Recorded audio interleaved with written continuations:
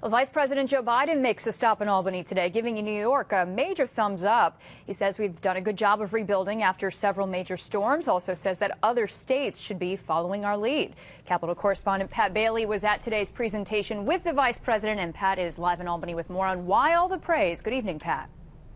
Well, Dory, good evening to you. We knew much of what Governor Cuomo showed the Vice President today at the Capitol, but Vice President Joe Biden said he wanted to come here to Albany himself to see firsthand how the federal government money, about $60 billion, is being spent. And Congressman Paul Tonko, who left with the Vice President, said he left pretty impressed.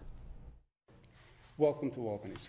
Vice President Joe Biden was treated to about a 15-minute presentation from Governor Cuomo on how the $60 billion of supplemental federal funds have and will be spent. The governor showed where money was going to help recover and restore hard-hit areas in New York City and in upstate, where storms Irene and Lee swept through. But the governor didn't just talk about rebuilding. He also talked about planning for the future. He highlighted plans such as increasing the number of weather detection centers in the state from 27 to 125. Albany will be a player in formulating and processing that information.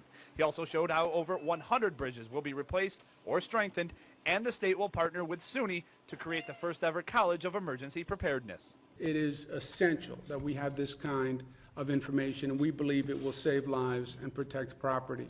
Impressed by what he saw, this presentation was worth the trip. Vice President Joe Biden called the state's plan to not only rebuild, but prepare for future storms, a model on how to use federal funds after a disaster.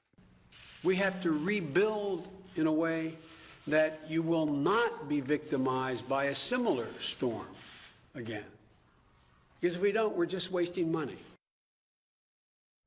Now, there was a lot of talk today about New York City and Superstorm Sandy. However, Governor Cuomo did mention today that parts of upstate, including Schoharie County, saw just as much devastation from storms Irene and Lee as downstate New York did from Sandy. Now, the Vice President said today, on top of the money New York received to rebuild, President Obama is looking to invest another $50 billion in infrastructure around the country, including New York State. As I mentioned, Congressman Paul Tonko left with the Vice President. He rode in the motorcade with him, then on Air Force Two back down to Washington, D.C. Hear from him coming up tonight at 6 o'clock.